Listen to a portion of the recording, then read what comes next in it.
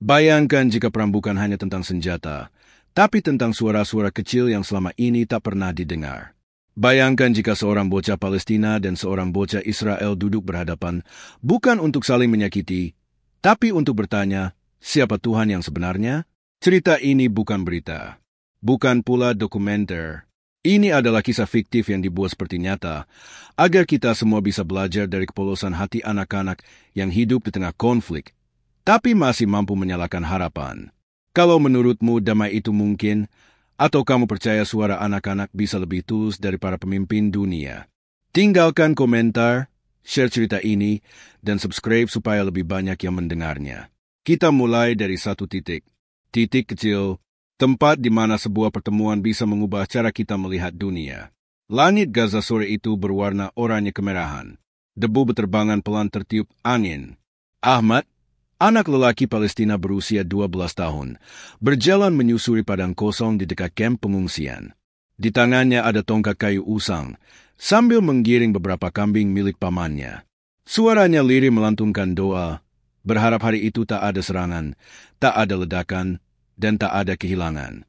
Sementara di sisi lain pagar pembatas beton dan kawat tajam, berdiri Yonatan. Ia anak Yahudi berusia 13 tahun yang tinggal di permukiman dekat perbatasan. Sepulang sekolah, ia sering berjalan sendiri sambil membawa bola karet, memantulkannya ke tembok. Namun hari itu berbeda. Suara kambing dan langkah kaki membuatnya menoleh ke celah pagar. Yonatan melihat sosok anak kurus dengan sorban melilit kepala, berdiri hanya beberapa meter darinya. Ahmad juga melihatnya, tapi tidak lari. Mereka saling pandang dalam diam, seperti dua dunia yang tak pernah ditakdirkan untuk saling bicara. Aku belum pernah lihat kamu di sini, kata Yonatan, membuka percakapan. Ahmad menoleh tanpa senyum. Aku memang jarang ke sini, tapi kambing-kambing ini perlu rumput. Yonatan menendang bolanya ke arah pagar. Aku Yonatan. Ahmad, jawab bocah itu, masih dengan pandangan tajam. Sejenak tak ada yang bicara. Hanya suara kambing dan angin yang menemani. Kenapa kamu tadi menyebut nama Tuhan? Tanya Yonatan tiba-tiba. Aku dengar dari sini. Ahmad terdiam, lalu menjawab pelan. Karena hanya pada Allah aku bisa bicara tanpa dibalas dengan peluru.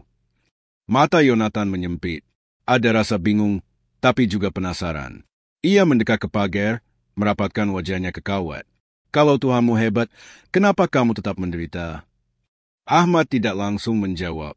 Ia memungut batu kecil, menggenggamnya erat, lalu berkata, pertanyaan itu sudah lama aku simpan. Tapi aku tetap percaya. Karena kalau aku berhenti percaya, aku akan hilang. Yonatan tertawa kecil. Kamu aneh. Ahmad menatapnya tajam. Mungkin kamu yang belum pernah kehilangan. Langit mulai gelap. Seruan azan terdengar dari kejauhan. Ahmad menatapnya sejenak, lalu berjalan menjauh tanpa pamit. Yonatan hanya berdiri, mematung, menatap punggung Ahmad yang perlahan menghilang di balik bukit. Namun jauh di lubuk hatinya, ada sesuatu yang mulai retak. Dan ia tahu, ini bukan pertemuan biasa. Keesokan harinya, matahari belum tinggi ketika Ahmad kembali menggiring kambingnya ke padang kosong yang sama. Tapi kali ini langkahnya sedikit ragu. Ia melirik pagar pembatas itu dari kejauhan. Benarkah bocah bernama Yonatan itu akan muncul lagi? Dari selakawat, bola karet menggelinding pelan ke arah kakinya. Ahmad berhenti. Ia menunduk, lalu mengambil bola itu. Saat menoleh ke pagar, Yonatan sudah berdiri di baliknya. Kau datang lagi? Kata Yonatan sambil menahan senyum. Ahmad melempar bola itu pelan melewati kawat. Aku bukan datang untukmu. Aku datang karena kambing. Yonatan menangkap bola itu, lalu duduk di atas batu besar dekat pagar. Kamu masih percaya Tuhanmu mendengarkan? Semalam ada ledakan di sisi kalian, bukan? Ahmad menatap langit sejenak, lalu mengangguk. Ya, tapi tak semua dari kami mati. Itu cukup untukku bersyukur. Bagaimana bisa kamu bersyukur saat adikmu meninggal, rumahmu runtuh, dan kamu tinggal di tenda? Tanya Yonatan dengan nada datar, seolah ingin menguji. Ahmad menunduk. Ia memungut batu kecil, menimbangnya di telapak tangan. Karena Allah tidak menilai siapa yang punya rumah paling besar, tapi siapa yang tetap berdiri saat dunia merobeknya. Yonatan terdiam. Wajahnya tak seperti kemarin, tak searogan itu. Ia bertanya pelan, Tuhanmu tidak marah pada kami? Ahmad menggeleng. Allah marah pada kezaliman. Tapi Allah tidak menciptakan kebencian dalam dada anak-anak.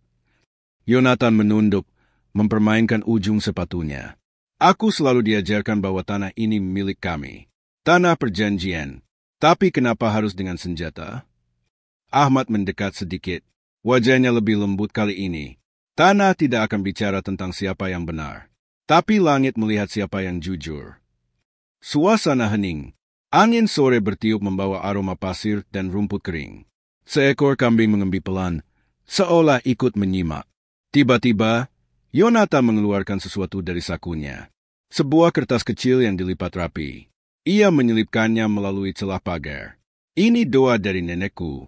Katanya Tuhan mendengar siapa saja yang membacanya dengan ikhlas.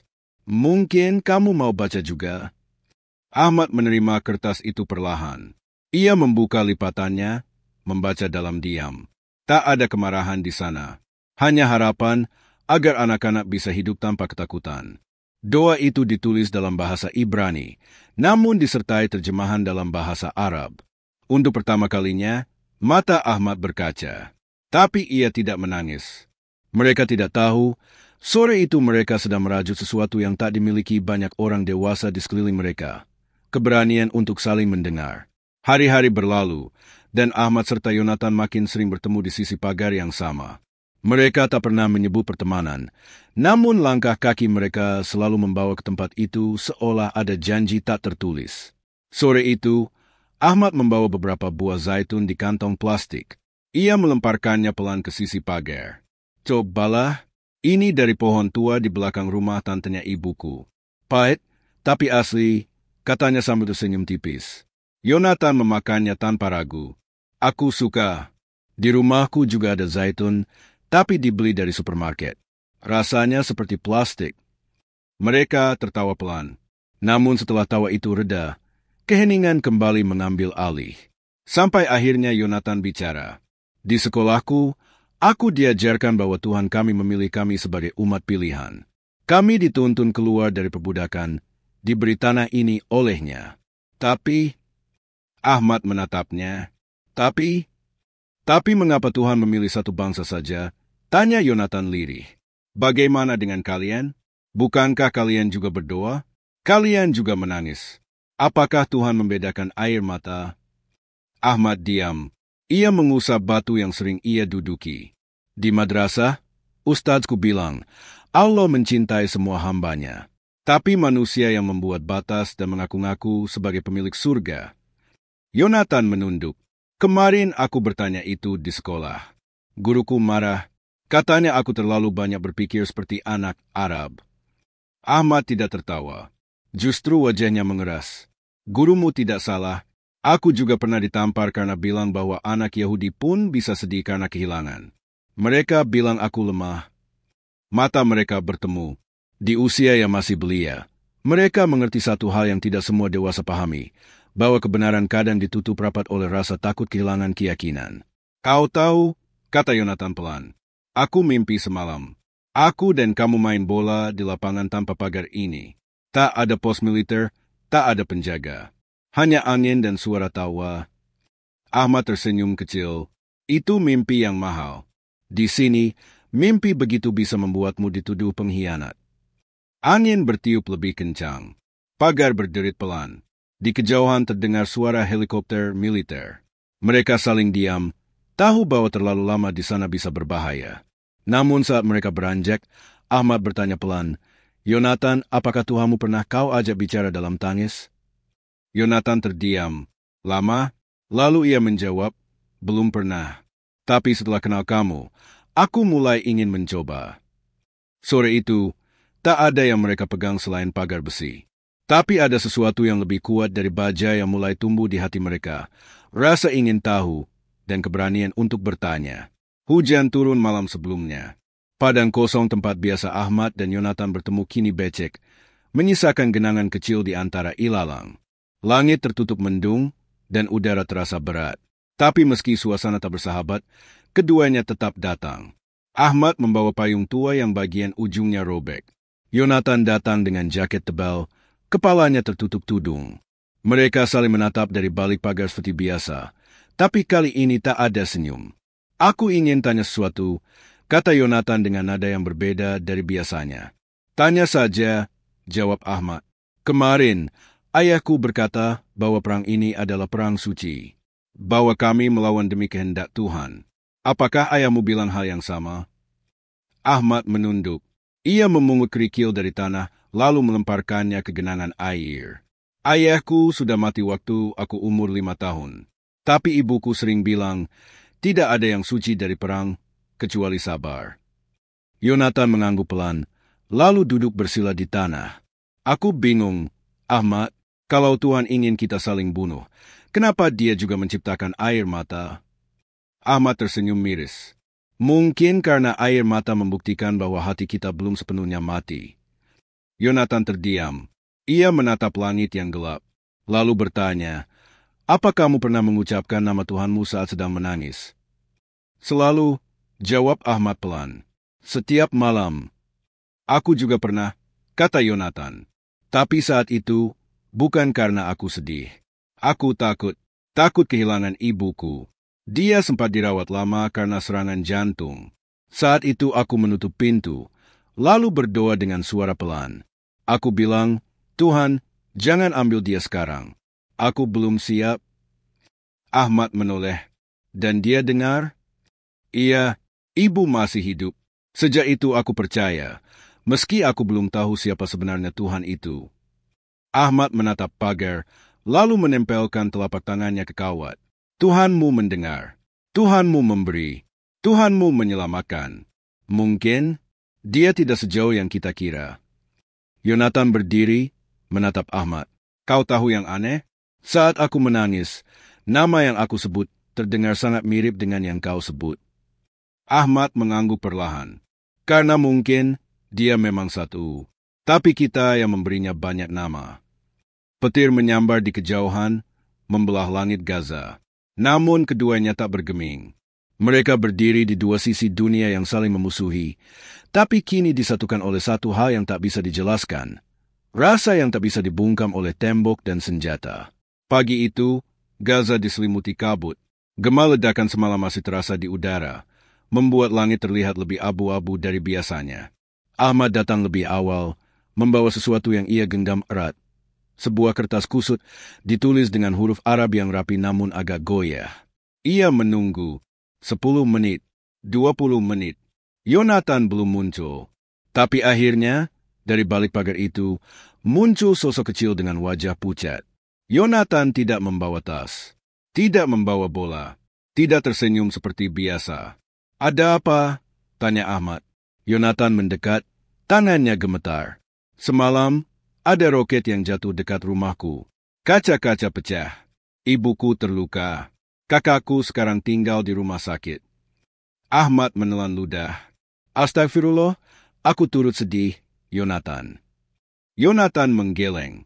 Aku bukan kesini untuk minta dikasihani. Aku hanya ingin bertanya lagi. Ahmad mendekat, memegang kawat dengan kedua tangannya. Apa yang ingin kau tanya?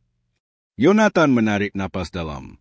Jika Tuhan kalian Maha Penyayang, dan Tuhan kami juga disebut penuh belas kasih, mengapa kami hidup dalam ketakutan setiap hari? Mengapa anak-anak tidak bisa tidur tanpa bunyi sirena? Ahmad terdiam lama. Di tangannya, kertas itu hampir lepas terbawa angin. Aku tidak tahu jawaban pastinya, kata Ahmad lirih. Tapi aku menulis surat semalam. Bukan kepada manusia, kepada Allah. Yonatan menatapnya, penasaran. Kau menulis surat kepadanya? Ahmad mengangguk. Aku tulis begini. Ia membuka lipatan kertas dan mulai membaca. Ya Allah, jika Engkau Maha melihat, maka lihatlah kami. Lihat mata kami yang mulai lupa bagaimana cara tertawa. Jika Engkau Maha mendengar, maka dengarkanlah suara kecil kami yang terus bertanya. Mengapa kami harus hidup dalam tembok, dalam bayang-bayang rudal, dalam suara tangis ibu-ibu? Kami tidak ingin menang. Kami hanya ingin tumbuh. Yonatan menahan napas. Matanya berkaca-kaca. Ahmad melipat kembali kertas itu dan menyerahkannya ke celah pagar. Aku ingin kau baca. Tidak peduli apa agamamu, doanya tetap tentang anak-anak. Yonatan menerimanya dengan tangan bergetar. Ia membuka lipatannya dan membaca dalam diam. Lalu, tanpa berkata apa-apa, ia duduk. Punggungnya bersandar ke pagar, menatap langit yang mulai cerah. Ahmad ikut duduk di sisi lain pagar. Bahu mereka hanya dipisahkan oleh kawat berduri, tapi hati mereka sedang menatap arah yang sama. Untuk pertama kalinya, tidak ada perdebatan, tidak ada pertanyaan tajam. Hanya dua bocah yang sama-sama lelah mencari arti dari semua luka yang diwariskan dunia kepada mereka. Hari-hari berlalu. Surat yang ditulis Ahmad menjadi semacam rahasia sakral bagi keduanya. Yonatan menyimpannya dalam kotak kecil di bawah tempat tidurnya. Ia membacanya diam-diam setiap malam, saat ibunya sudah tidur dan lampu kamar dimatikan. Sementara Ahmad, ia tak menulis surat baru. Ia hanya menatap langit setiap sore, seperti sedang menunggu jawaban yang tak datang-datang. Pada suatu sore, Ahmad datang lebih dulu. Ia membawa sesuatu yang berbeda kali ini. Sebuah kaleng kecil yang di dalamnya ada benda-benda remeh. Biji zaitun kering, pecahan keramik berwarna biru laut, dan potongan kecil kain berwarna putih. Yonatan datang belakangan. Wajahnya lebih tenang, tapi matanya tetap menyimpan gelombang. Ia tak banyak bicara, langsung duduk bersila di sisi pagar. Aku buat ini untukmu, kata Ahmad sambil menyodorkan kaleng lewat celah pagar. Yonatan menerimanya dengan pelan. Apa ini? Itu kenangan. Mungkin tidak penting, tapi setiap benda di dalamnya punya cerita. Dan semua cerita itu tidak butuh bahasa untuk dimengerti. Yonatan membuka kaleng itu, menyentuh satu persatu isinya. Ia mengangguk. Terima kasih. Lalu, dari dalam jaketnya, Yonatan mengeluarkan sesuatu juga. Sebuah kertas kecil yang digambar dengan pensil warna. Ia menunjukkannya pada Ahmad. Aku gambar ini kemarin malam. Bukan gambar rumah. Bukan gambar tank. Hanya dua tangan. Saling menggenggam. Di atasnya ada tulisan. Ahmad membaca tulisan itu. Shamaim Echad. Yang berarti satu langit dalam bahasa Ibrani. Langit kita sama, Ahmad. Tapi mengapa hanya di bawahnya kita merasa berbeda? Ahmad tersenyum getir. Mungkin karena kita terlalu lama diajari melihat ke bawah, bukan ke atas. Langit sore itu tak berwarna biru. Hanya kelabu lembut yang menggantung di atas Gaza. Tapi entah mengapa, Ahmad dan Yonatan merasa langit hari itu lebih luas dari biasanya. Mereka duduk lama dalam diam. Tak ada yang perlu dijelaskan. Tak ada yang perlu diperdebatkan. Karena hari itu mereka tahu, doa yang paling jujur tak memerlukan bahasa. Doa bisa berupa tatapan. Doa bisa berupa keheningan. Doa bisa berupa dua anak yang duduk di sisi berbeda pagar, tapi memandang satu langit yang sama dengan hati terbuka. Subuh di Gaza datang tanpa suara ledakan.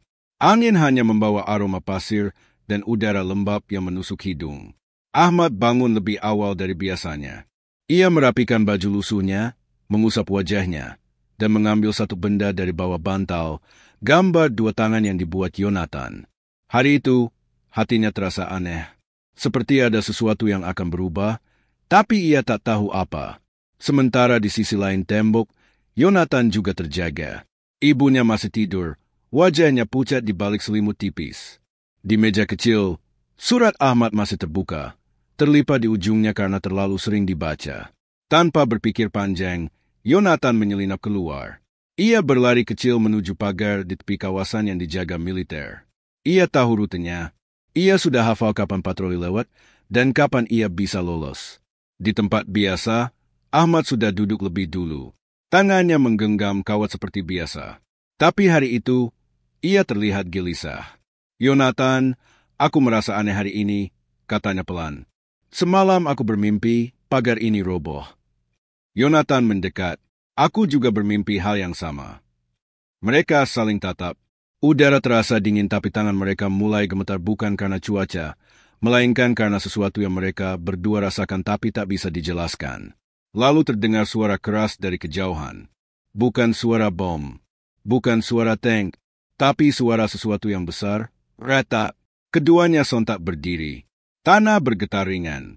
Dari balik ilalang dan semak-semak, Tampak kabut debu berterbangan. Apa itu?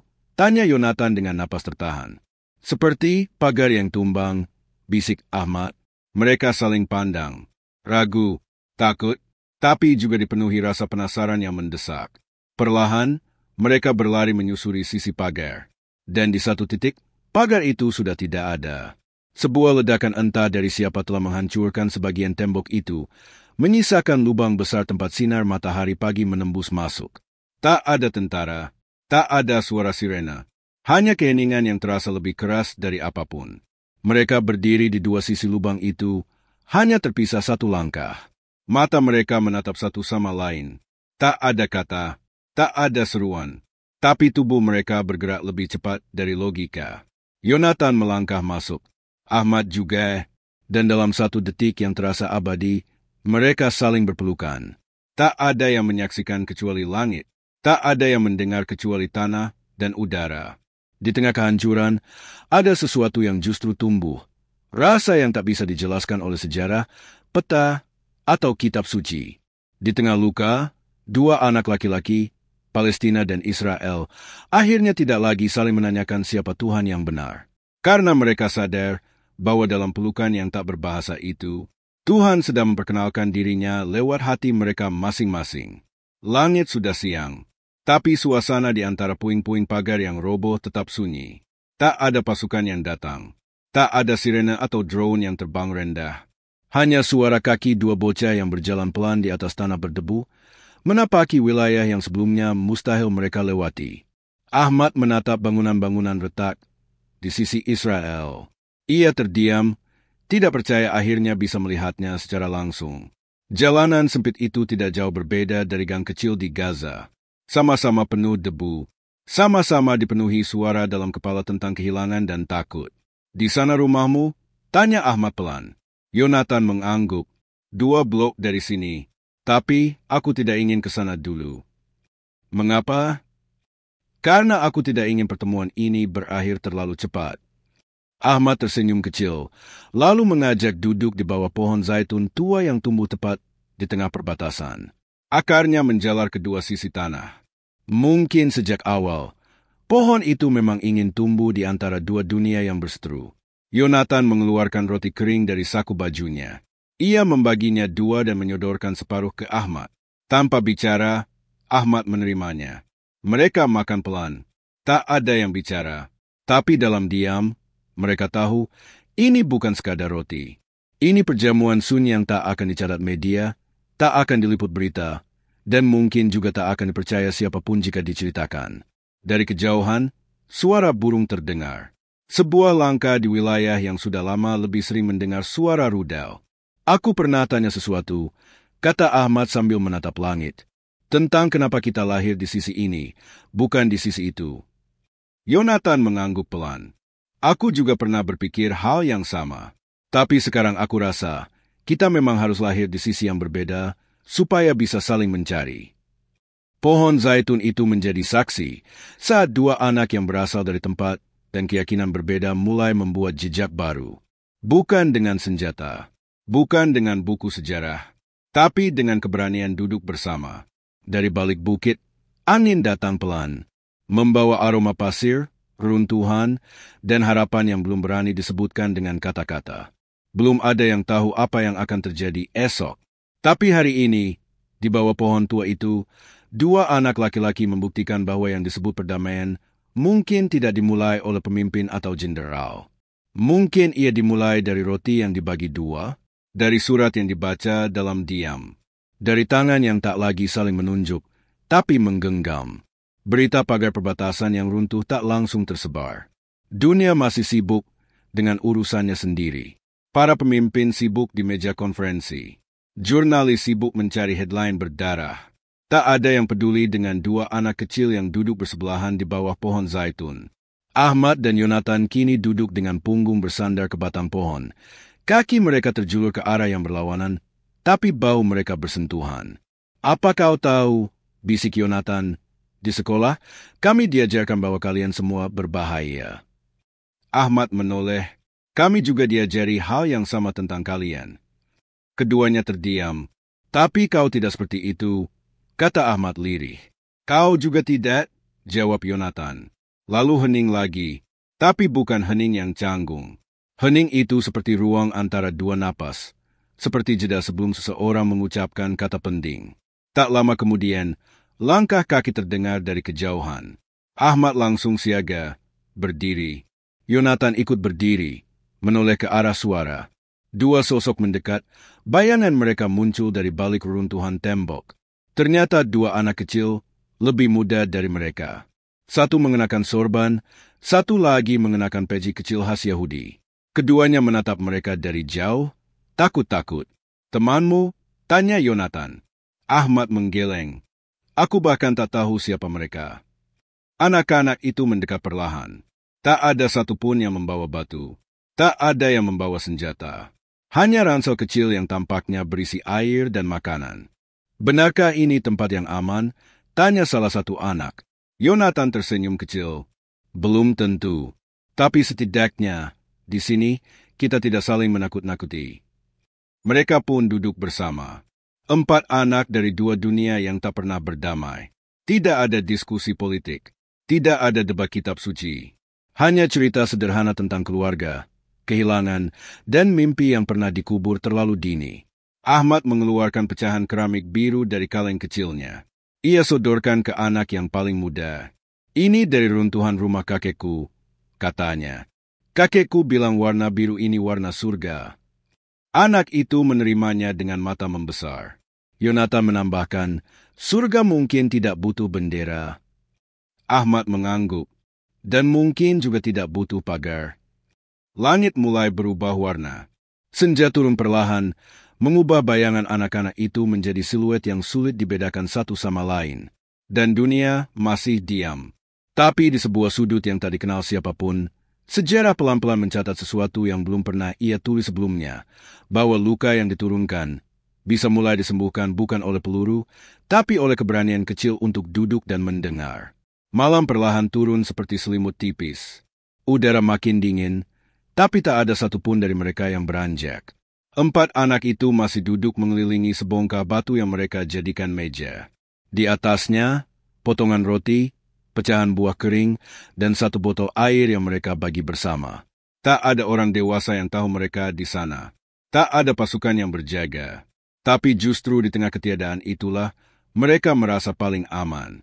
Ahmad menatap ke langit.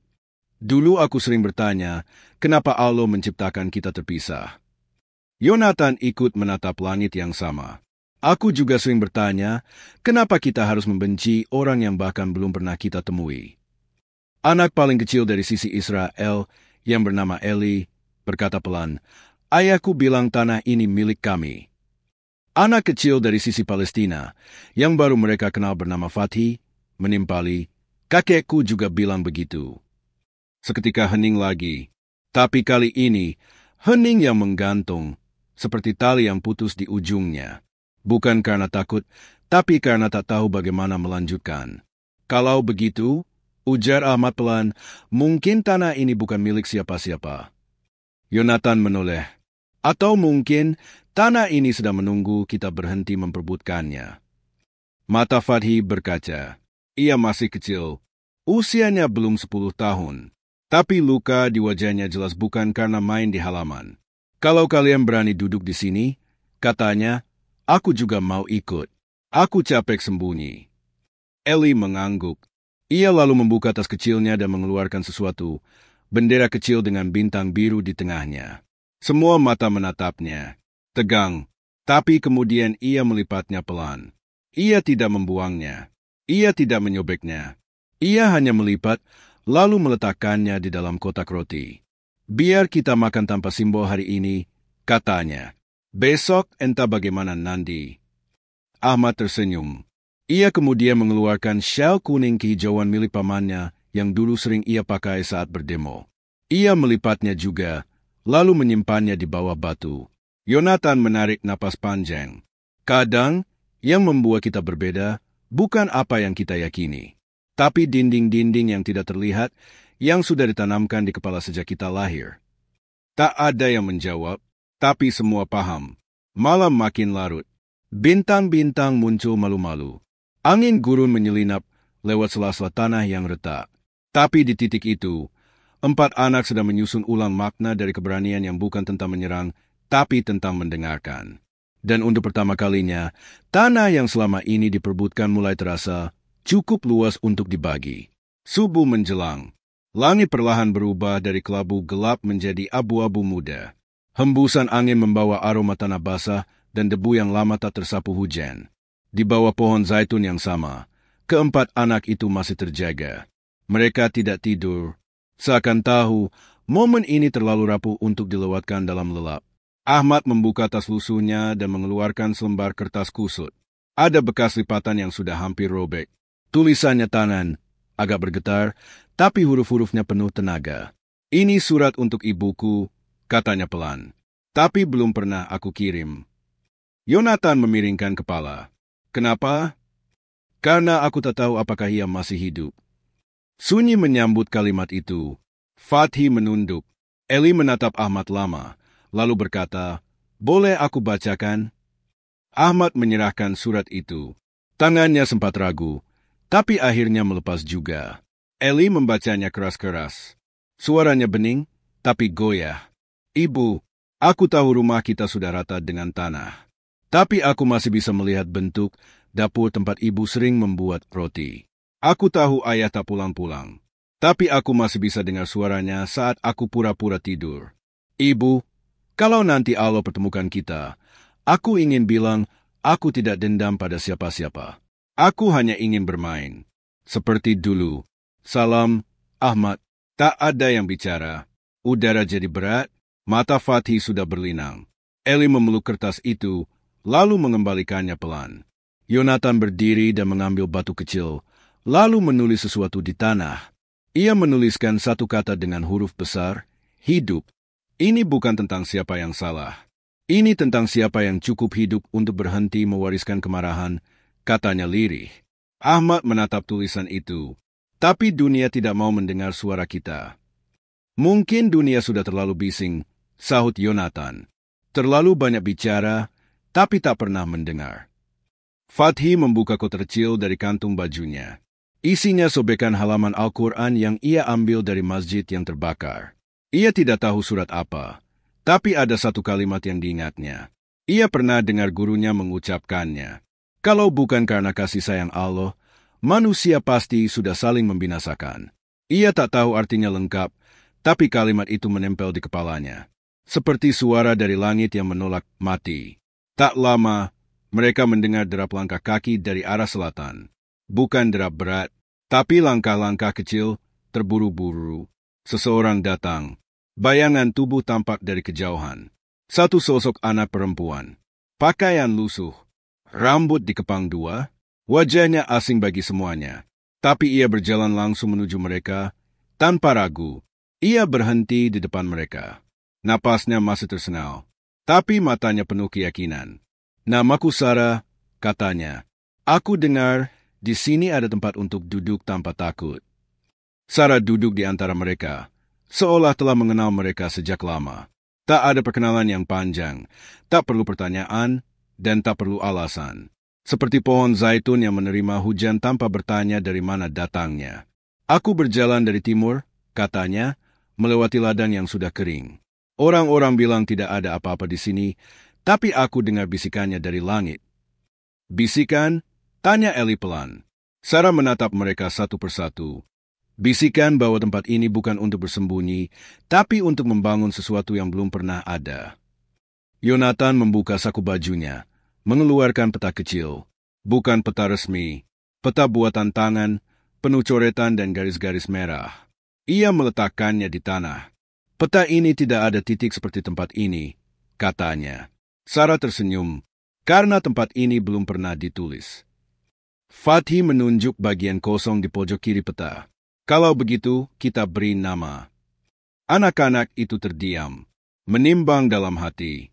Sebuah nama untuk tempat yang tidak pernah diakui, tidak pernah dicatat, tidak pernah dilihat. Ahmad menatap ke langit. Tempat ini harus punya nama yang tidak mewakili siapapun, tapi bisa melindungi semua. Sarah menggumam, "Bagaimana kalau kita sebut titik awal?" Mereka saling pandang. Kata-kata itu sederhana, tapi terasa kuat. Sebuah titik awal, bukan akhir, bukan batas, tapi permulaan yang jujur dari segalanya. Yonatan menggambar lingkaran kecil di peta dan menulis huruf-hurufnya perlahan. Titik awal, tak jauh dari tempat mereka duduk, dinding perbatasan yang runtuh mulai didatangi para orang dewasa. Tentara, relawan, wartawan, mereka semua mencari jawaban atas apa yang telah terjadi. Tapi tak satu pun dari mereka menyadari bahwa keajaiban tak terjadi di reruntuhan beton, melainkan di bawah pohon zaitun, di antara 7 anak yang tak punya bendera. Sarah membuka tas kecilnya. Ia mengeluarkan selembar kertas dan pena. Ia mulai menulis dengan tenang, huruf demi huruf, tanpa tergesa. "Apa yang kau tulis?" tanya Ahmad. "Sesuatu yang belum pernah ditulis dalam buku sejarah," jawab Sarah. "Cerita tentang kita. Bukan tentang siapa yang benar, tapi tentang siapa yang pertama duduk."